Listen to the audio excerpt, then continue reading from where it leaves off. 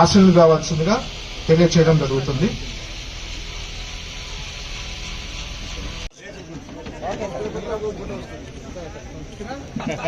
L సదోషమ్మ wife of అవకాశం ఉంది.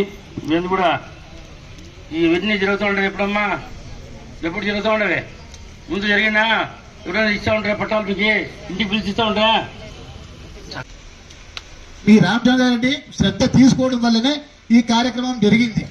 తెలుసుకున్నా నేను కూడా. చాలా దగ్గర జరగలే, కొన్ని దగ్గర ఇచ్చారు, కొన్ని దగ్గర వదిలేశారు.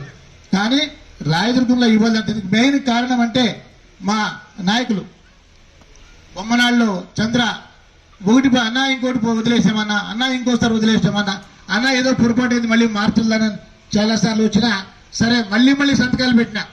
ఎన్నిసార్లు పాతకు చించేయడము, కొత్తకు మళ్ళీ రాయడం మళ్ళీ. అదేవిధంగా మా బీటీపీ గోవింద్ కానీ ఆయన కూడా చాలాసార్లు ఒకటి రెండుగా బొమ్మనహాళ్ళ నుంచి 89 మందికి, రాయదుర్గం మండలం నుంచి 23 మందికి ఈరోజు భూములు ఇస్తూ ఉన్నాం. మీకు ఆ భూములు ఇవ్వడం వల్ల మీకు రైతులకు అందాల్సినటువంటి అన్నీ మీకు అందుతాయి. ఇప్పుడు రైతు భరోసా వస్తుంది. అదేవిధంగా సెంట్రల్ గవర్నమెంట్ నుంచి పిఎం కిసాన్ అని సెంట్రల్ గవర్నమెంట్ డబ్బులు వస్తాయి. పంట నష్ట పరిహారం వస్తుంది, లోన్లు వస్తాయి, రుణమాఫీ ఎప్పుడైనా వస్తే దాని డబ్బులు వస్తాయి.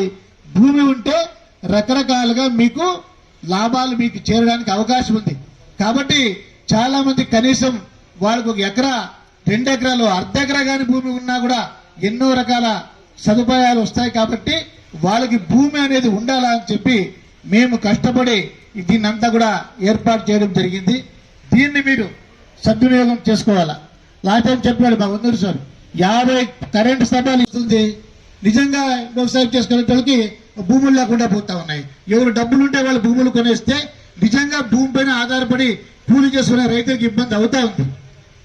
కాబట్టి తప్పకుండా మీకు భూమి చాలా విలువైంది. కాబట్టి మీరు ఆ భూమిని తర్వాత తరాల వాళ్ళకి మిగిలించుకోవాలా అని చెప్పి ఈ సందర్భంగా నేను మీకు తెలియజేస్తా ఉన్నాను. ఈ 5 ఏళ్ల కాలంగా కూడా మీకు ప్రతి ఒక్క ఇంటికి కూడా నేను రావడం జరిగింది. ప్రతి ఒక్కరి ఇంటికి వచ్చినా ఈ రాయదుర్గాన్ని రామచంద్రారెడ్డి చూసినంత